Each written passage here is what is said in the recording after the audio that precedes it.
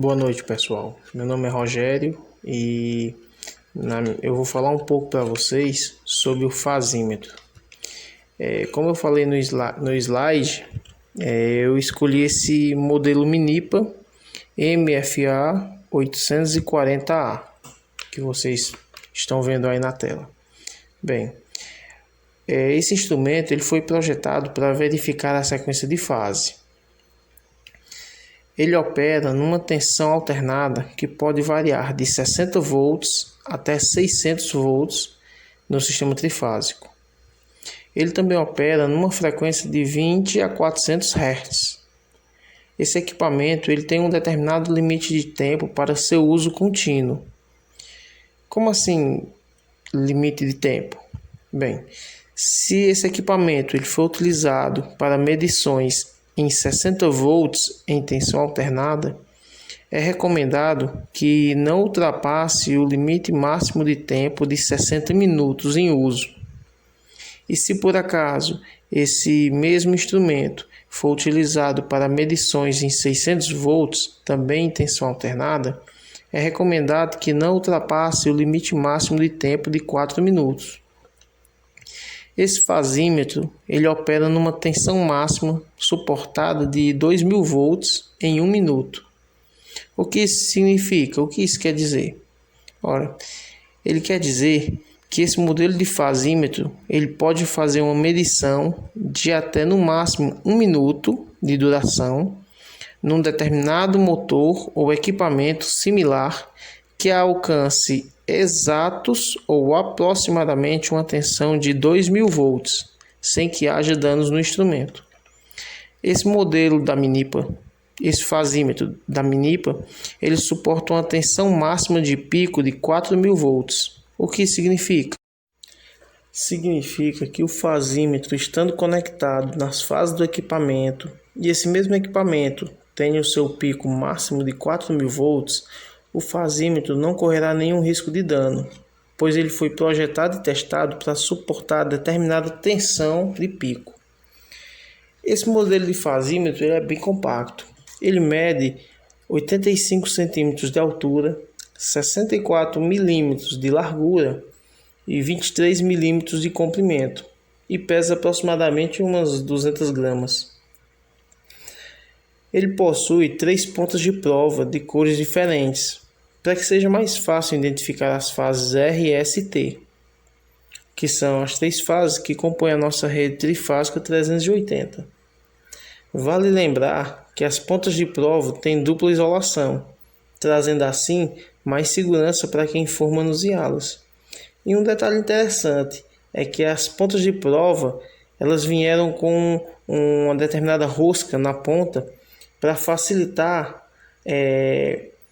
rosquear as garras tipo jacaré, que podem morder o condutor, o barramento ou até mesmo os terminais, facilitando assim o manuseio.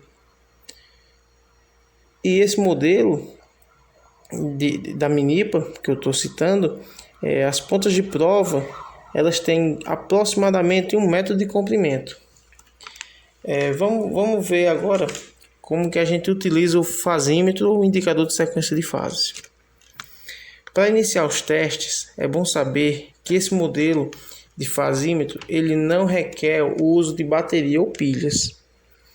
E não tem botão para ligar e desligar e nem tem configurações, desculpa. O uso dele é bem fácil e prático. Como vocês podem observar, na parte superior temos as 3 pontas de prova, onde a primeira cor é amarela, simbolizando que é a primeira fase, a qual chamamos de R. A segunda ponta de prova na cor verde, ela se refere à segunda fase, que seria no caso a fase S. E por fim, a terceira ponta de prova da cor vermelha é a fase T. Ambas podemos ver entre parênteses abaixo dos LEDs luminosos. Para aqueles que não conhecem bem sobre elétrica e para aqueles que já têm um pouco de noção e experiência na área, eu vou mencionar uma informação simples e básica. Numa rede de baixa tensão, ou BT, composta por 4 cabos de alumínio, seguindo a ordem de cima para baixo, a gente tem o primeiro cabo, que é um neutro. O segundo cabo é a fase A. O terceiro cabo é a fase B e o quarto cabo é a fase C. Da mesma forma, a gente tem no fasímetro ou no sequencímetro. A fase A pode corresponder à fase R ou L1, a fase B, a fase S ou L2, ou a fase C, a fase T ou L3. Em relação às letras U, V e W, que tem em cima dos LEDs luminosos, elas indicam que a leitura feita pelo fasímetro, ela pode ser feita diretamente no motor,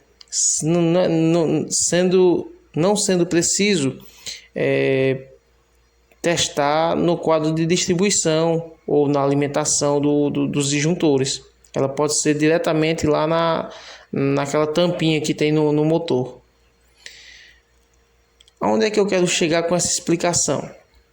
Assim, eu estou querendo dizer que como a rede de energia elétrica tem sequências de fase, o fasímetro também tem. E é claro que os motores rotativos, principalmente, eles necessitam de uma ligação correta para que não executem seu trabalho inversamente ou anti-horário, como preferirem chamar. Vamos voltar à utilização do fasímetro. Ele funciona da seguinte forma: ao você conectar a primeira ponta de prova em alguma fase, não vai acender nenhum LED e nenhum sinal sonoro será emitido. Ao conectar a segunda ponta de prova, tanto o primeiro LED da primeira ponteira que foi conectada, como o segundo LED da segunda ponteira, eles vão acender da cor laranja e a gente vai poder ouvir um bip contínuo, avisando que a terceira fase está aberta ou faltando. E assim que a gente conectar a terceira ponteira na terceira fase, todos os LEDs laranjas vão acender e o bip, que até então era contínuo, ele vai passar a ser um bip intermitente, tipo um bip pulsante. E a partir daí, um dos LEDs de baixo, o verde ou o vermelho, irá acender. Se o LED verde acender, isso significa que o sentido de rotação do motor está correto. Agora, caso o LED vermelho acenda, significa dizer que a rotação do motor está no sentido anti-horário.